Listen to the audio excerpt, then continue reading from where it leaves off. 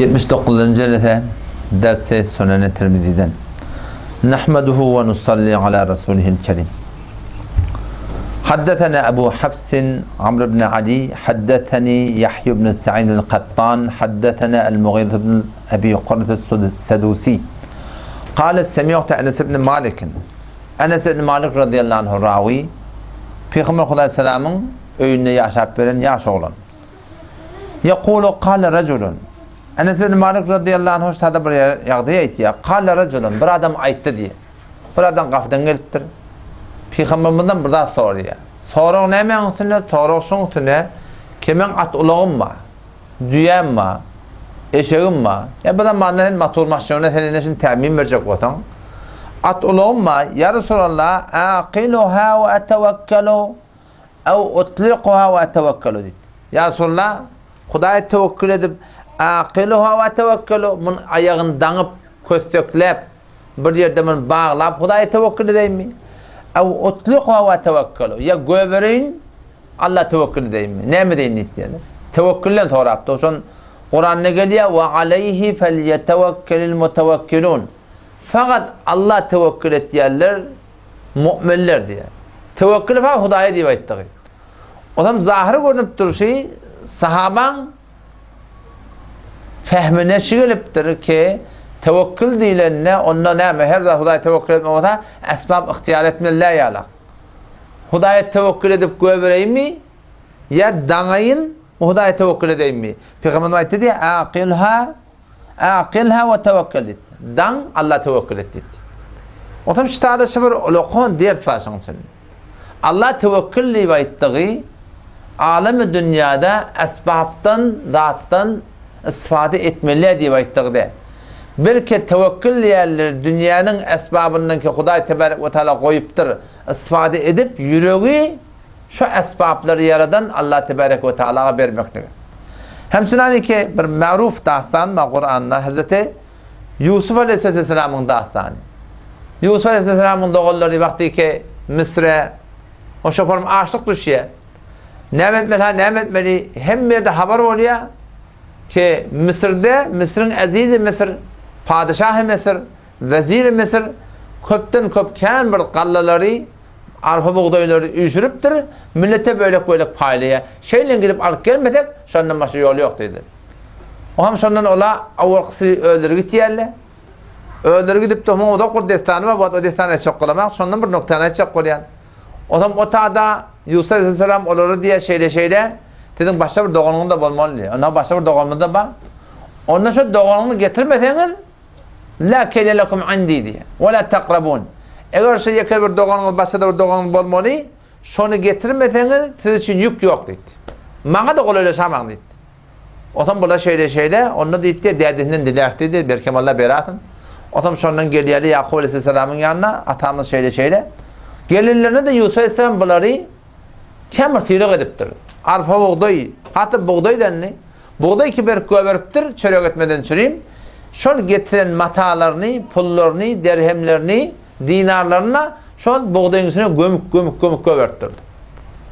O zaman şundan doğullar vakti ki yuka açıyarlar, dadet yerler, orta ki şu kadar tıyılar var, ne kadar hürmet var, yamaçlardan dede evlilik gideyli, yukarı geleyli. Ama gurur neyme dede dedi şeyle, sen şu doğanmada Benyamin şunu iyi vermeden o bize gelmediği vakit. Ya kıyılaşmayın, yük de yok, zat da yok. Ne etmedi? Ona kâle len ursilehu ma'akum. Yakup Aleyhisselam'ı hergis sizden sonra iyi vermemeli. Hatta tu'tuni mevsikan minallah. Eğer Huday taraftan bana bir çın ehd vermeseniz ben niye Benyamin sizden bir vermem. Ona haytan bula söz veriyorlar. Ki şeyle bir de şu doğanmada haberdar olaylı. Ve şunu sağamani örk getireyli. İlla meğer Huday taraftan burada teori galip gelip de bizim ilminden zat iş bir gelmeyen dursa ilminden geliyense bir şu doğanmadın korumaklığını ele yak sermeyip de teyyar deyip de şundan niye? Yankılar Benyamin bile birlikte uğramaklığa teyyar oluyor. Teyyar olanlarına bula hop Peygamber zada her bir adamın enatasının kavluğundan şuna bir sürü kılık hayatiyetler yok ya. O bir sürü hususiyetler yok ya. O bunlar Peygamber zada. Atalar Peygamber Otam olan da vücudunda nur nübüvvetten bir nur ibamıştı. Namaz zayinna, namaz cemaat zayinna, zikir telavet zayinna. Doğru şoför marahim öldürünün bakıyçılık sebepli ol kuya etip oklap da marahim şoförün başta bela getirdiler. Onda da istiğfar toban Allah'a şoför zamanın kitabını okumaktan yüdüğünde nur var. Nur nübüvvetinde yüdüğünde nuraniyeti var. Bunlar heykelli, sakkalli, selleri şoförün bir adamlarmıştı. O zaman Yakup Aleyhisselam stada bir oylunya, bula bir hevore bir gödөгönlüklü cemaat. Bulanı aslında onku da onna bula. Yusuf Aleyhisselam bilen. Buladını 11'ti qalıqlı 11 bolup bile birlikte hemmeti gitse atlı uluğlu heykelli sakkallı selleri sermekli adamlar bunu hevore qatı göde gelecek ve göde gelip de şulara göz değmeklik imkanı iken şu tada Yakup Aleyhisselam bir şulara bir tedbir etti. وشرع نتيجة بريا وقال يا بني لا تدخلوا من باب واحد وادخلوا من أبواب متفرقة وما أغني عنكم من الله من شيء إن الحكم إلا لله عليه توكلت وعليه فليتوكل المتوكلون الله تبارك وتعالى شيء يقول السلام أيضا قرونيش هذا صراحة قدرت نعم diyeyim. وقال يا بني يا قول سمعت يا oğullarım لا تدخلوا من باب واحد hem cemminden Mısır'a karşı uğrağında Mısır'ın muhtelif dervazalar olmalı hem birlikte bir dervazadan girmeyin diye. O ne deyip şey deyiptir. Şom korkuptur gözlege amadın. Ya beni la tedhulu min babin vahid hem cem bar yoğun birlikte bir kapıdan girmeyin. وَدُخُلُوا مِنْ أَبْوَابٍ مُتَفَرِّقَةٍ muhtelif kapılardan girin. İkiniz ondan girdin, üçünüz bundan girdin, bundan girdin. Hem de birlikte girip de adamdan gönlüne gelemem. Yakup Aleyhisselam saat peygamber.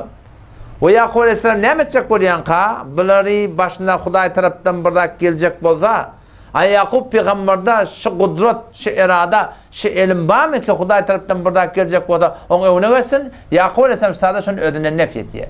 وَمَا أُغْنِيَ عَنْكُمْ مِنَ اللّٰهِ مِنْ شَيْءٍ Men peygamber bola tedişinden marahimeceğin bir gaftan girme diye aytyan Huday taraftan burada bolmalı olsa Allah burada irade etmeli olsa men sizin marahim başına bir iş gelmekten meni öne geçebilecek edi. وَمَا أُغْنِيَ عَنْكُمْ مِنَ اللّٰهِ مِنْ شَيْءٍ Eğer en tecik hatta Huday taraftan irade olsa men şon peygamber bola men Hudayın hukmunun önüne Hudayın kazasının önüne Allah burada da bolmalıyla sonra mene peygamber bola mene hiç sar eline gelmeye diye aytdı. İnil hukmu illa lillah. Hukm Allah Teala'nın. Huday hükmedenden sonra mene peygamber de eline gelecek şey yok. Yani bir tedbir edip durstad. Aleyhi tevekkeltu. Men tevekkelim khas Allah'a ve aleyhi felyetevekkelil mutevekkilun. Mutevekkeller fakat Allah'a tevekkül ettiler. Yakup Aleyhisselam şu an Peygamberimiz de gedek kalanla Allah'dan sonra inko ulukamızın peygamberimiz alem cihanna nizam hesside Allah'dan sonra inko ulukan bizim peygamberimiz Emmaş peygamberimiz şicre ulukan dereceli de olsa da eşşefur Resul de olsa da şöyle eşşeful enbiya da bola eşşeful mahlukat bola eşşeful nebiyyin bola yine de peygamberimiz de aynı şey Yakup Aleyhisselam'ın aydan gurunu mendeş gurunun Kur'an'ına aydıptır. Yani şuna medan köyde bir insanın makamı her nece koyuna kalsın.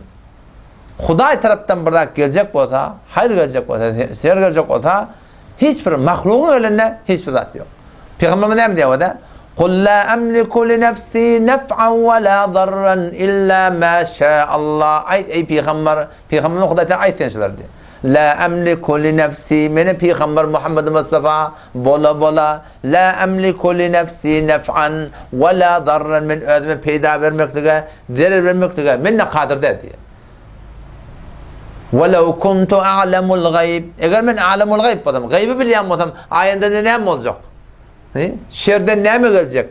Hayırdan näme geleceklerini men de bilsem lestektertu minel hayr. Men de köpten köp hayır diye edinirdim diye.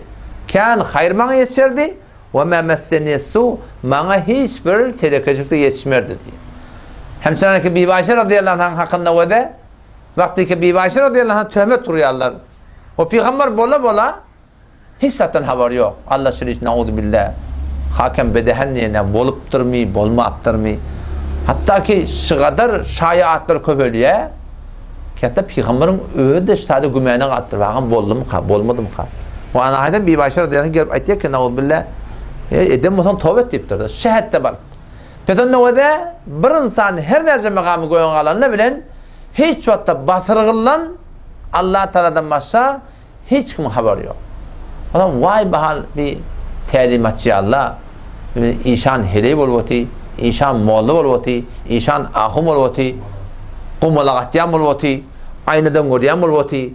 O sana mani gelecekte sana falan olacak, onun munim olacak, munim şeyle olacak, falan olacak deyip şüpherim adamları gelip de varakim bir galat aqida oklamaklık sırahatan setteset Kur'an'ı ters aç.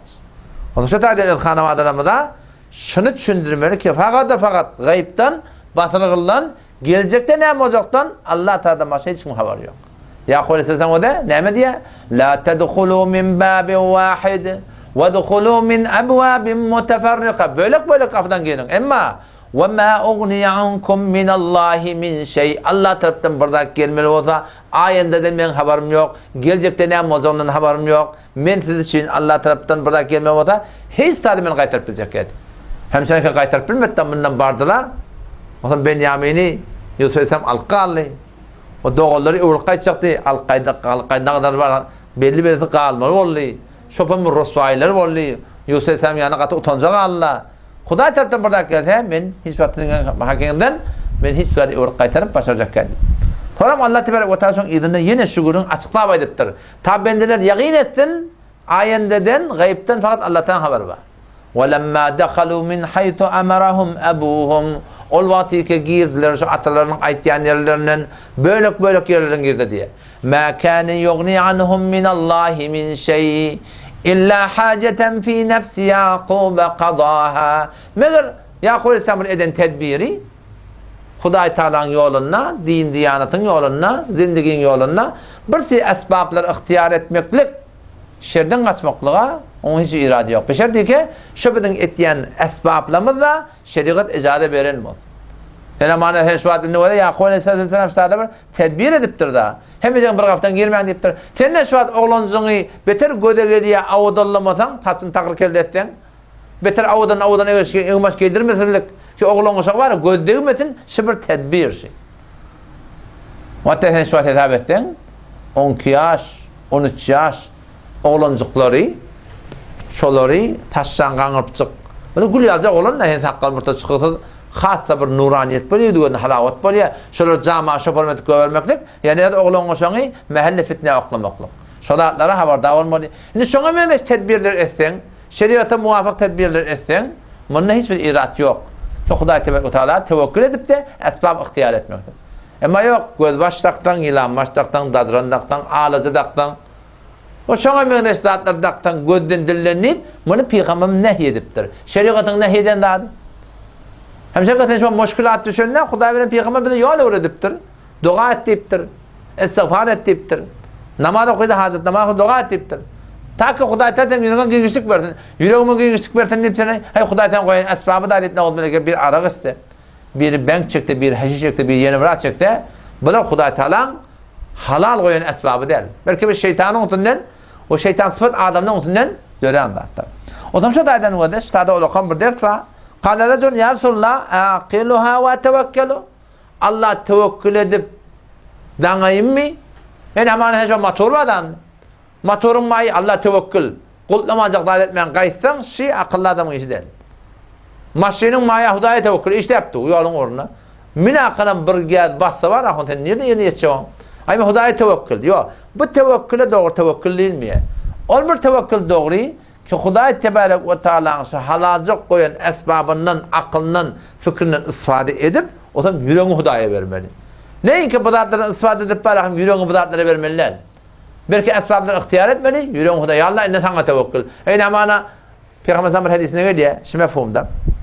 Bir adam mı diye tamın defesine yatıyor. Om daş severenle koruyor mu diye. Ay Huday tevekkülü bir yatan diyen adam. Om eğer etek kassa diye o gece adamlar batırgan aya tamırtıkla bir yürüyemiyorsa var.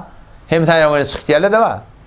O zaman gürhüllekte kaçsa etek fela yelumenne illa nefsuhu. Peygamber ne? Özünden başka adam yadgarmadan. Ay Huday yadanı olup da yok. Hudayın yazacak daha değil. Bizim ihtiyarımızdan hariç ki. Yöne sen öz ihtiyarını oraya etmeli. İşte ne etmeli? Etmeli. O sadece gurun ne mi var? Geçen derslerimden geçen gurun ki takdiri to dersaye tedbiri to. O da yargıdın hakkında, yargıt değil de yargıt. Şu atamana işte birden kıyacak. Şu atamana giya tutup ölüttür. O şu mensada yani Uktudul Mecertmen'e varamda eşittim ki falani gidiptir o Bender Abbas'ı ödünü hicdet şartlarına atıptır. Ne için atıptır? Oğlan şoğul kıyın toyun tutup durmuyorlar, ne mutlular, narati ottur, ne mutlu. O şu diye ne Hudayın yadanı ya da Hudayın yadanlarını gurun yok. Ama yargıdın hakkında o da 3 tane nezeriye var. Her vahin zahirine koymalı. Bir şey de atlama senin ihtiyarında yok da atla. Burada atları oluyor. Kızgın beter oluyor, tavuk beter oluyor. Bir de gelmeden afet gelaya, cerretme gidip de koyulur ölaya. Yok atlar var deyip de tavuk mal kırılaya. Senin ihtiyarında yok da. Hudaydan gelen de atip radip olmalı. Oğlancın alaya Huday Teala, kıydın alaya Huday Teala. Enin alaya, atan alaya. Elinden gelmeyen de atlar var. Allah'tan gelen de radip olmalı. Bu da ketlemeliler. Bir şey de atlama, sen aklından fikrini ispat etmeli. İspat etmeyen Huday ediptir demek ne kadar bir hemakat. Ne ettin o ya senin? Sen Huday ediptir, ne ettin? Huday'dan akıl veriptir. Sen amana turmud yok, kelat yok. Ütüklen yolu düzü gitti. 1, 2, 3, 4. O sen yolu nerede aklamadın? Huday tevekkül etse kapatacak ondan. O şu ispat etmeleri de ispat edip de etmeyen de yine Huday ediptir demek bu da bir hemakat, nadançılık, akılsızlık. Ama bir şey de atlama, zindigiyle bağlan sen etmeli de atlan etmeyektirsin. O sonra yine de başına bela geliyor. Bir kudretimin ne oldu geçti? Şuna fikretmeli. Ne için oldu şey? İmtihan mı ya bela mı şey? İmtihan mı tavır etmeli? O bela mı ne etmeli ya? Tavır etmeli, istiğfar etmeli. Şimdi bilmez yan kurduğumu. Peki ol burada değil ki biz bağlan öz amallımız var da takdiri to dersaye tedbiri to. Peygamberimiz deyiptir, öğrenecek kotan deyiptir. Tunkihul mer'atu li erba'in. Nenanan 4 atın şimdi kendiliğe deyiptir. Limaliha malı direkti. Ya ödü bayi, inatı tatı bayi, ödü burada yeter deyip. Ve li cemaliha avudallık direkti. Ve li hasebiye şerefe nesebi direkti. Falan yıngız falan. Avrayı netiyle gılbidir. Avrayı bil kalacak. Ve li diniha din direkti. Fadfar bidati din talibet yedak. Peygamber ne mi diye? Dindarın tıkamet hoşbat bırakın deyip. İnne o da dindar. Asıl dindar. Dindar olsun odan olsun irade yok. Dindar olsun bayi olsun. Benim maksadım o mallel. Dindar olsun adavraylardan olsun irade yok. Ama asıl din olmasa o kalın 3 tane izdivaç eğer şu mebnabına edilse avadan ne fakat avadallığını edip alınsa bayi deyip malını götürüp alınsa avray deyip alahon avrayını götürüp alınsa Peygamberimiz şuna imza etmeyaptır kişi izdivaç muvaffak olur deyip ertesi hemen mağlayına orada turam o da aynıdan deyip yok sen ödün ettin onu sen eğer şu düşüm doğru olsa ki sen her ne edecek olan edip Huday yazıptır diyecek olan o ertesi kıyametin adamlar Huday Teala'dan soramam yani ödün yazdın dahi. Hani kadar kullu Kur'an ağıtarında eğer cenneti cehenneminin gurun diye eğer bir cehennemi diyenek ya Allah ödün yardımda şimdi hem şu narahat ne geliyor ödünden vah bir örkersek de yamaç adamı gitsek de dünya vah bir örüyans cehennemden çıksam da men şey edecek de hatta kasam içerler eğer bir de vursak şeyde olacak kav olacak ama Huday Teala icazet vermiyor ki ve hum yastarihuna fiha ehli cehennemle orada yaptırın odan senin na'ra feryat vuruyorlar. Rabbena akhrijna na'mal saliha ya Rabbi Allah biz çıkarız cehennemin odundan kavuş edecek diye bekledim. Hem cennetin tövbe ya Allah. Na'mal salihan gayrellezî kunna na'mal. Evvel ne ediptir ya Allah. Tövbe ya Allah. Allah Teala ne diye? Kâle evvelem nuammirkum. Allah Teala diye. Ömür vermedik mi? Ma yetedekkeru fî men tedekker. Şu kadar ömür sen cobran çokon cobran başarıyadan. Düşünsüzde kalan adın yok. وَقَدْ جَاكُمُ النَّذِيرِ aydan diyen ne vallahi? Kulak atmadan. فَذُوقُوا فَمَا لِلظَّالِمِينَ مِنْ نَسِيرٍ. Bana cehennemin ödülüm olan. Senin de kömekçi yok. Şu tadı yalvar. Eğer bir cehennemi diyen ya Allah olanın yadında. Sen ettin de ya Allah. Sen yargıdın oraya bol da. Eğer şok hep kıyametin her bir da yapılacak. Ene yapılacak. Ata yapılacak. Doğan kardeşi yapılacak. Her kime yapılacak. Karın nezat yapacaklar adam. Dünyanı verecekler falan. Ya, dünyanı verecek. Ma tuqabbile minhum. Allah kabul edilmedi. Ama şunun hiç kayıtının ağzından cehennemiyle Kur'an'dan şikayet çıkmıyor ya Allah ödün yadında. Biz sen aydın öyle bolluk da. Şükürün yok. Petanna şol atdi bizim öz zindigimizde biz şu başımıza gelen vaqaatlar, şikestler, piruzilerin anırtında ol bir mamaratları ki bizim şurada mesuliyetimiz var. Şu taada takdir et o, dersayiye neme? Tedbir et o. Tedbir etçine uğra bolya. Etsen görürsün, kalksan düşersin, yaksan pişersin. Neme diye? Kalkma kafin diye mi? Deferle kafin deyip dur sonra ne? Etsen görürsün diyenlerse de. Allah temizleme tevfik versin. O şutaydı inşallah. Esbab ihtiyarı değil. O yüreğimin ne mi? Yürek Huda bilen. Ya Allah, bula men edenişim avval ahir hafız sen deyip de Huda'ya yürek bölmektir. Allah temizleme tevfik versin. Vesselamu aleyküm ve rahmetullah.